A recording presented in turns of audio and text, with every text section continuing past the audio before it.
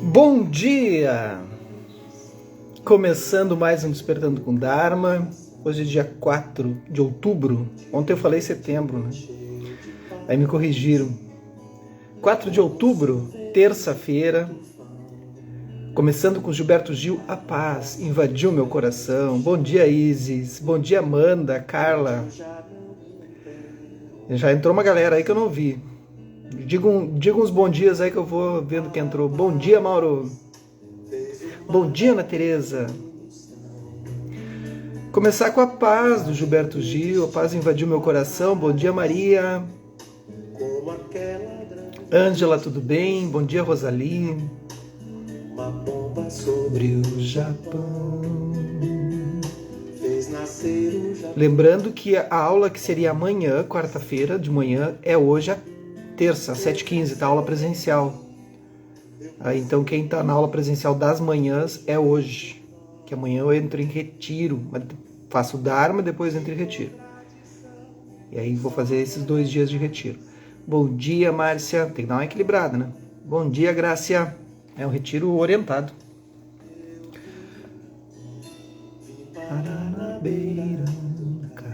Então já estou começando, mantendo a paz. Tudo bem aí, gente? Então vamos lá, terça-feira, começando a paz com o Gilberto Gil. Vamos seguir a vida. Então, notícias da paróquia. Agora, às 7h15 tem aula presencial. Hoje, excepcionalmente, essa semana será terça. E hoje à noite também. Então, quem é a turma da noite, é hoje à noite às 19h15. E logo mais às 7h30 tem meditação com a Fabiola no Google Meet, na comunidade Arquitetura da Mente. Um monte de coisa acontecendo, né? Então, não consigo meditar, não tenho... Olha aí, ó. A gente está oferecendo possibilidades. E nós estamos lendo Pema Chodron, Quando Tudo Se Desfaz, orientação para tempos difíceis. Editora Grifos. Tudo bem aí, gente? Vamos começar? Bom dia, Cris.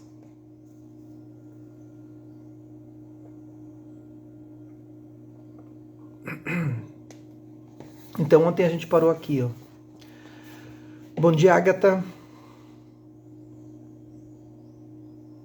Então, a gente está falando sobre a Bodhicitta, né? O capítulo 14 é o amor que não morrerá. Então, o título diz assim, em tempos difíceis, somente a Bodhicitta. Bodhicitta é um termo sânscrito que quer dizer o despertar do coração ou da mente, Citta, coração ou mente, depende do contexto, e Bodhi, despertar.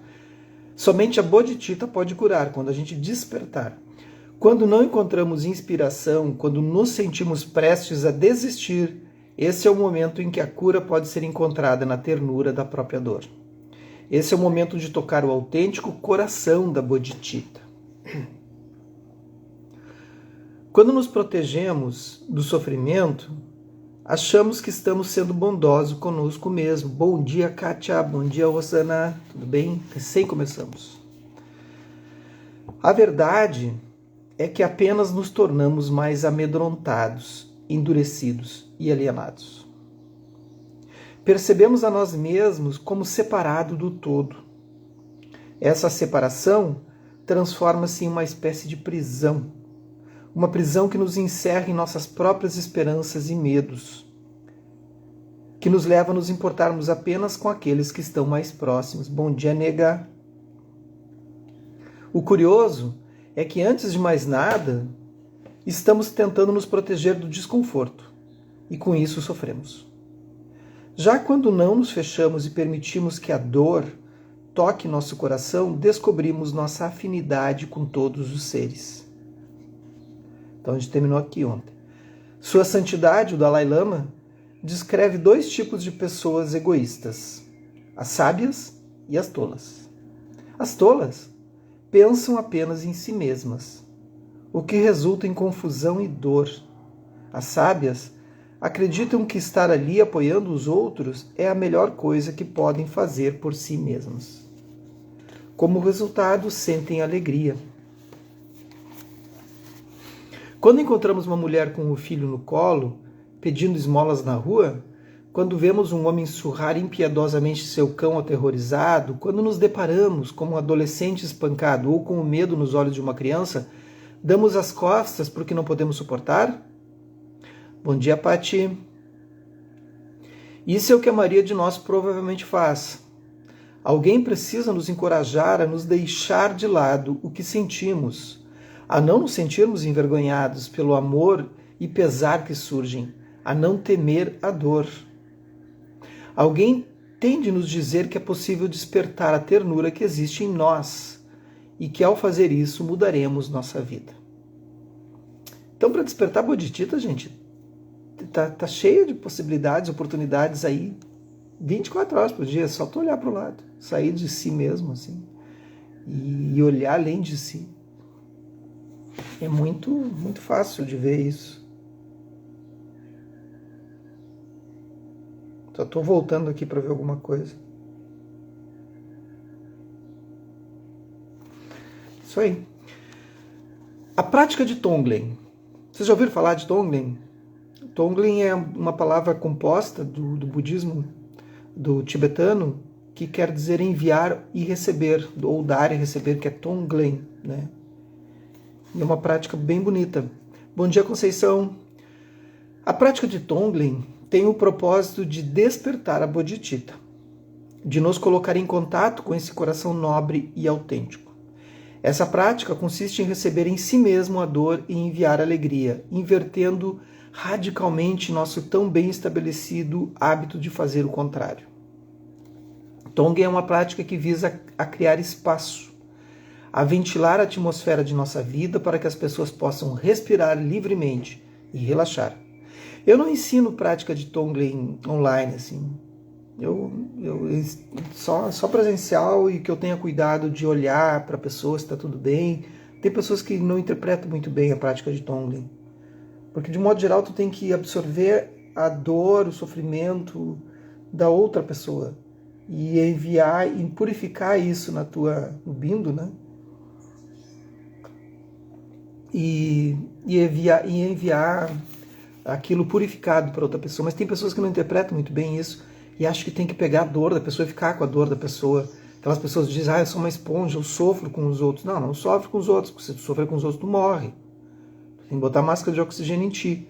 Então existe essa tendência das pessoas dizer, não, eu estou sofrendo porque o outro está sofrendo. Não, é melhor tu não sofrer junto, porque senão aí tu não vai ajudar, né?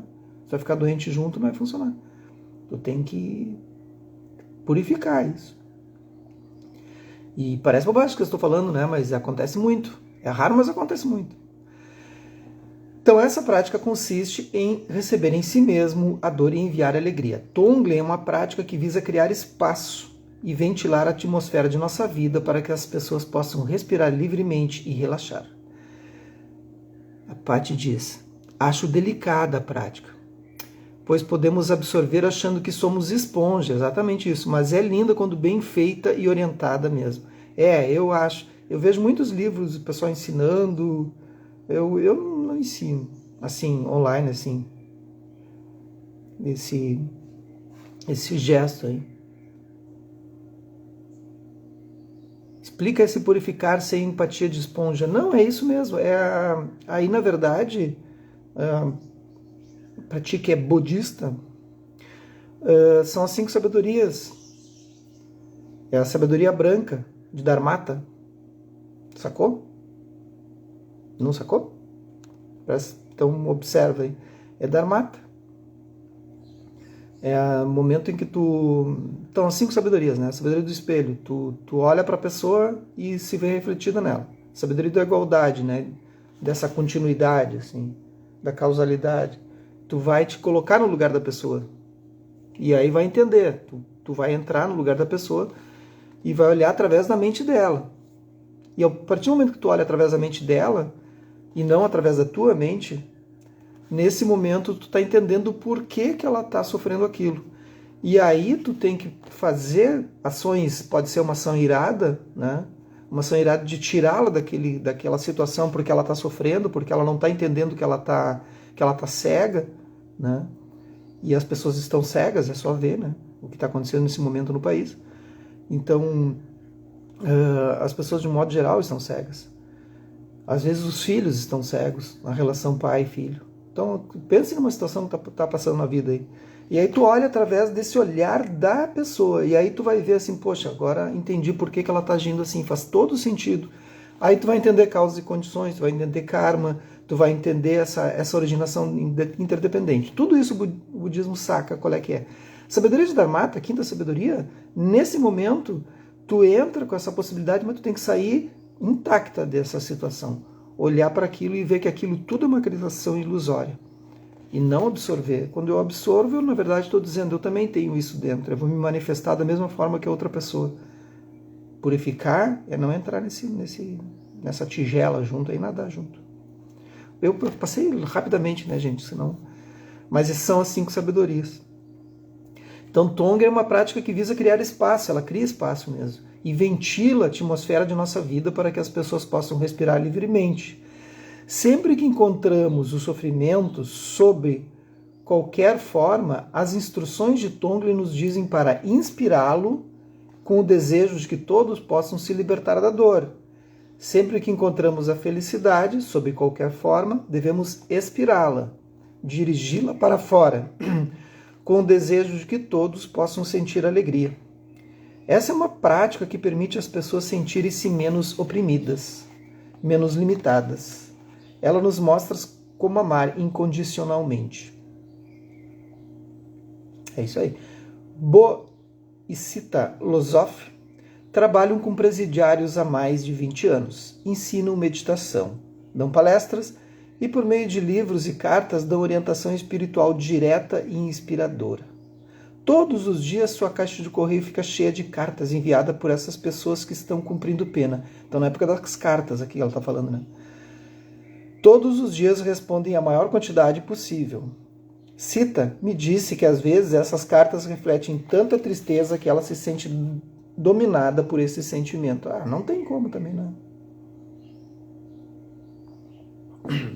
Então, naturalmente, e sem nunca ter ouvido falar em Tonglen, apenas começa a inspirar toda a dor ali contida e a exalar alívio. Muitas pessoas que estão morrendo de AIDS começaram a praticar Tonglen. Lembrando que esse livro foi escrito na época que a AIDS estava em alta, né? Inspiram por todos aqueles que estão no mesmo barco. Inspiram o sofrimento de milhões de homens, mulheres e crianças que sofrem da mesma doença. Expiram bondade e bem-estar. Como disse um homem, isso não me prejudica, faz com que eu sinta que minha dor não é em vão, que eu não estou só nem sou inútil, faz que com tudo isso vale a pena. Quando nos protegemos para não sentir dor, essa proteção transforma-se em uma espécie de armadura, uma couraça que aprisiona a suavidade de nosso coração. Fazemos tudo o que vem à mente para não nos sentirmos ameaçados. Tentamos prolongar a sensação de estar bem consigo mesmo. Quando vemos nas revistas fotografias coloridas de pessoas se divertindo na praia, muitos de nós sinceramente desejam que a vida pudesse ser assim tão boa. Agora a gente vê no Instagram, né? É uma maravilha, né? Bom dia, Sinara. Bom dia, Odete. Bom dia, Cláudia. Tudo bem? Pessoal de tudo que é lado do país aí. Agora a gente olha o Instagram, aí a vida das pessoas é uma felicidade só, né? A minha não acontece muita coisa assim, gente. São raros momentos. Mas tem umas pessoas ali que estão sempre viajando, estão sempre numa vibe louca, assim, né? Mas acho que é muito TBT também, né? Tem isso, assim. Então, vamos lá. Quando inspiramos a dor, de algum modo, ela penetra a nossa couraça. Nossa proteção vai sendo suavizada. Aquela armadura pesada, enferrujada e rangente começa, enfim, a parecer menos monolítica. Com a inspiração, ela começa a ruir e percebemos que podemos respirar profundamente e relaxar. Bondade e ternura começam a emergir. Não precisamos mais ficar tensos, como se estivéssemos o tempo todo na cadeira do dentista. Então ontem nós falamos da comunidade, no encontro da comunidade ontem à noite. Falou sobre bondade e ternura, agora aqui me lembrei.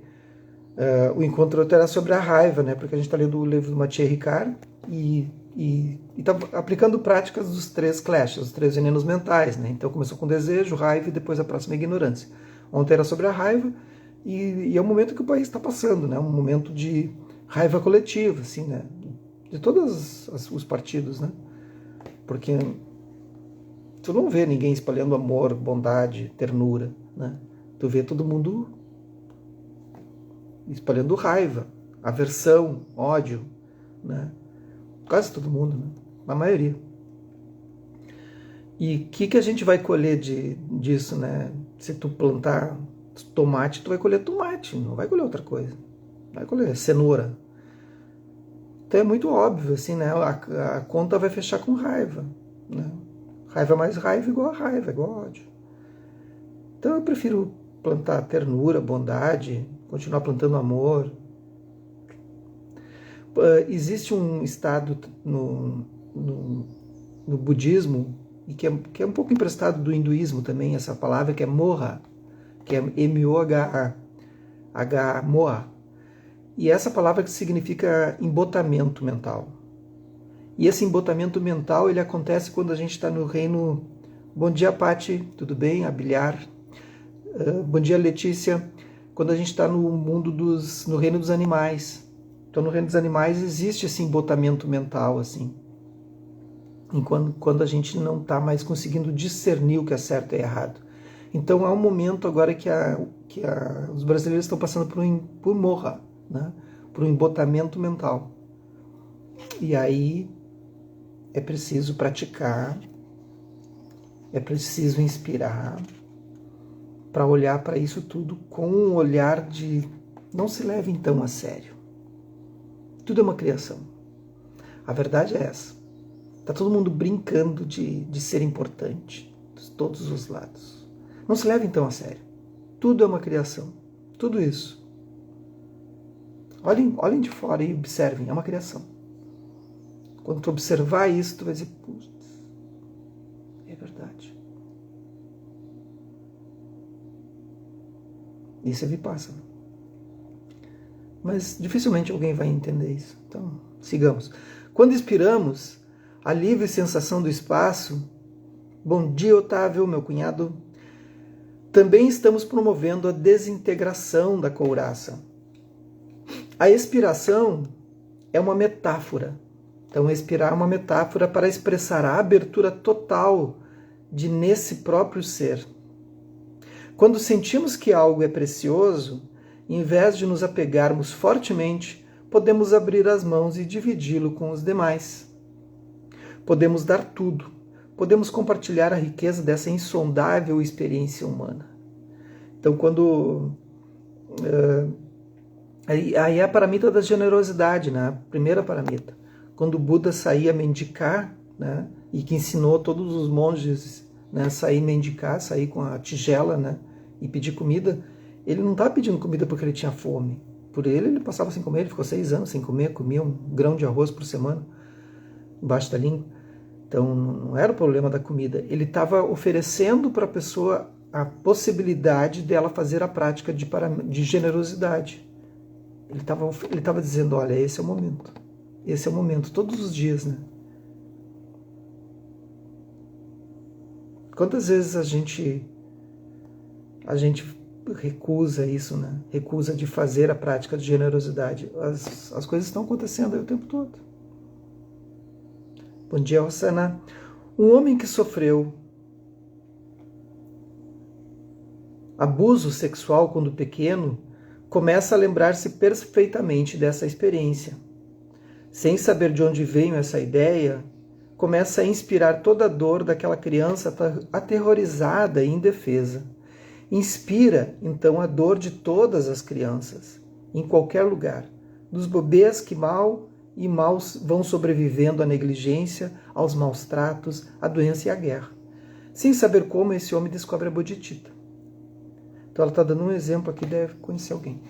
O coração desperto pode sempre ser descoberto dessa forma. Não é necessário armar-se ou lutar para conquistá-lo. Quando as estratégias ainda não estão montadas e nos sentimos incertos sobre o caminho a tomar, nos momentos de vulnerabilidade, a Bodhicitta, então Bodhicitta para quem chegou agora, despertar da mente ou do coração, está sempre ali.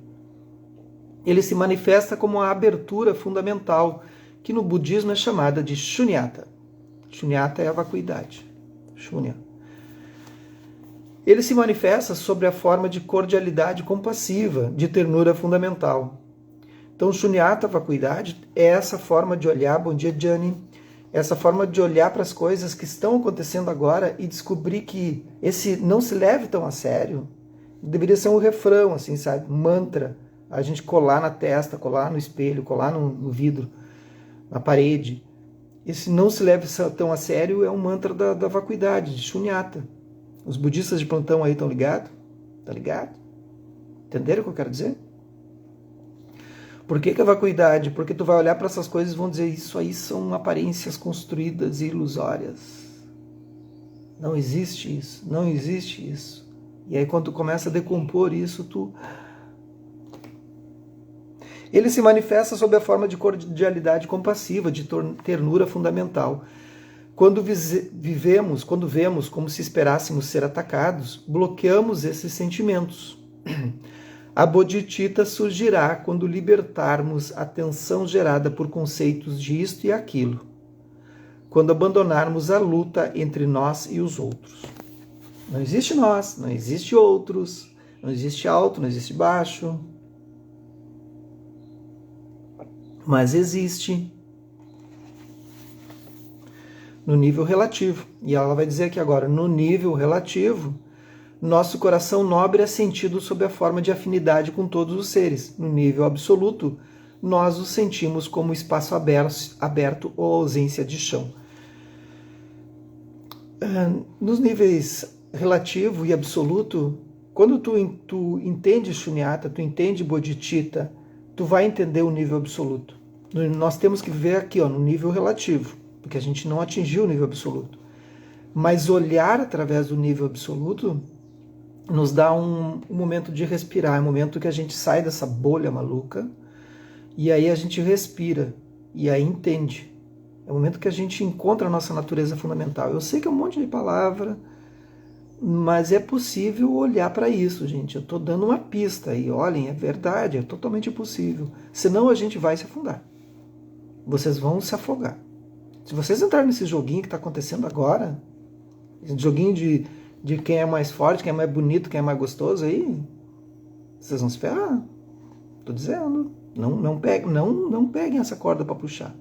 Olhem além da corda. Eu digo, eu vou olhar. Eu vou me manifestar, vou me posicionar, mas a bodhicitta não nos oferece uma base. Tem mais isso ainda. E por isso rompe nossos conceitos e ideias. Não conseguimos transformá-lo em um projeto para nos tornarmos bonzinhos ou alguém com quem sempre se pode contar. Ele é muito mais incerto que isso. Bodhicitta te tira o chão. Se tu buscar um mestre que está realizando bodhicitta, e aí a qualquer momento tu vai dizer, eu estou seguindo fielmente esse mestre vai te tirar o chão, porque daqui a pouco ele vai se mostrar completamente diferente daquilo que tu está acostumado. Aí tu vai dizer, não estou te reconhecendo. Ele está fazendo sua prática de bodhicitta. E ele vai fazer justamente isso para que tu entenda que tu não deve fazer isso. E aí acontece muitas vezes, as pessoas dizem, eu não estou te reconhecendo, ótimo. Finalmente tu vai entender bodhicitta, senão tu vai sofrer. A bodhicitta desperta a ternura, e por isso não é possível usá-la para nos distanciarmos. A bodhicitta não pode ser reduzida a uma abstração sob a vacuidade da dor. Não podemos escapar dizendo, nada está acontecendo e não há nada a fazer. O absoluto e o relativo trabalham juntos para nos conectar com um amor ilimitado. Compaixão e shunyata, vazio, a vacuidade nesse caso, são as qualidades de um amor que não morrerá. Quando experimentamos o ponto sensível de bodhicitta, sentimos como se estivéssemos voltando para casa. É como se tivéssemos sofrido de amnésia por muito tempo e despertássemos para lembrar quem realmente somos. O poeta Rumi, escreve sobre os viajantes noturnos que buscam a escuridão, em vez de fugir dela, sobre aquelas pessoas que desejam conhecer seu próprio medo. No Pequeno Medo, diante de uma entrevista para um emprego, nos indescritíveis horrores impostos pela guerra, preconceito e ódio, como a gente está passando agora, na solidão de uma viúva, no terror das crianças maltratadas ou humilhadas pelos pais, na ternura da própria dor, os viajantes noturnos descobrem a luz da bodhicitta. Então, viram o que é a bodhicitta? É algo... a gente não vai entendê-la aqui, tá? Tem prática de bodhicitta. A bodhicitta está disponível no momento em que cuidamos de algo, quando limpamos os óculos ou penteamos o cabelo. Está presente nos momentos em que damos valor a algo, quando percebemos o azul do céu ou interrompemos o que estamos fazendo para escutar a chuva. Eu vou terminar esse capítulo aqui. Nos instantes de gratidão, quando nos lembramos da bondade ou reconhecemos a coragem de alguém. Gente, a bodhicitta não desperta em momentos de raiva, tá? Não acontece isso. Bodhicitta, ela se esconde. Ela vai aparecer nos momentos em que a gente está indo em direção à nossa real natureza. A nossa real natureza não é de raiva. Na música, na dança, na arte e na poesia. Sempre que nos desapegamos de nós mesmos e olhamos para o mundo que nos cerca. Quando entramos em contato com a tristeza e a alegria, nos momentos em que deixamos de lado nossos ressentimentos e queixas, a bodhicitta está ali. O despertar é espiritual. O despertar espiritual é frequentemente descrito como uma caminhada até o topo de uma montanha. Deixamos para trás nosso apego e materialismo e lentamente iniciamos a subida. Lá no alto, transcendemos toda a dor. O único problema dessa metáfora é que deixamos para trás todos os outros. Nosso irmão alcoólatra, nossa irmã esquizofrênica, nossos animais e amigos atormentados. O sofrimento deles permanece e não é aliviado por nossa fuga pessoal. Para terminar, no processo de descobrirmos a bodhicitta, a jornada é para baixo, não para cima. É como se a montanha apontasse para o centro da terra, em vez de alcançar o céu. Em lugar de transcender o sofrimento de todas as criaturas, nós nos dirigimos para a turbulência e para a incerteza. Nós nos atiramos, nós escorregamos, andamos na ponta dos pés. Caminhamos nessa direção como for possível. Exploramos a realidade e a imprevisibilidade da insegurança e da dor, sem tentar afastá-las. Se esse processo consome muitos anos, se exige várias vidas, deixamos que seja assim. Em nosso ritmo próprio, sem pressa ou agressão, caminhamos cada vez mais para baixo. Conosco vão milhões de pessoas, nossos companheiros, nos despertar para o destemor. Lá embaixo encontraremos água, a água curadora de bodhicitta. Bem ali, no meio de tudo, encontraremos o amor que não morrerá. É isso aí. Ontem eu falei, né? Estado de consciência é um lugar de uma beleza indescritível. Sabem por quê? Porque é puro sofrimento. O despertar da consciência é puro sofrimento. Porque tu vai ver o sofrimento de todo mundo e vai ver que todos nós estamos cegos. O despertar da bodhicitta, embora não tenha base, não tenha onde se agarrar, em lugar nenhum, é maravilhoso, porque tu vê que tudo é ilusório. Pensem sobre isso. Façam uma inspiração profunda. Soltem completamente.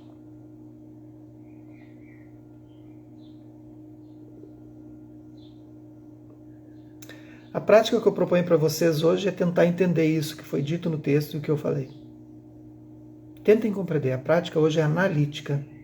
Às vezes ela é silenciosa, às vezes ela é conduzida, às vezes ela é de compaixão, às vezes de humanidade compartilhada. E às vezes ela é vipassana, ela é analítica. Então, avaliem isso. Avaliem o que vocês entenderam sobre isso. Certo?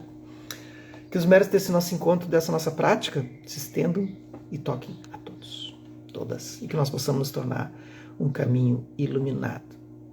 Um bom dia e até amanhã, quarta-feira, tem Despertando com Dharma.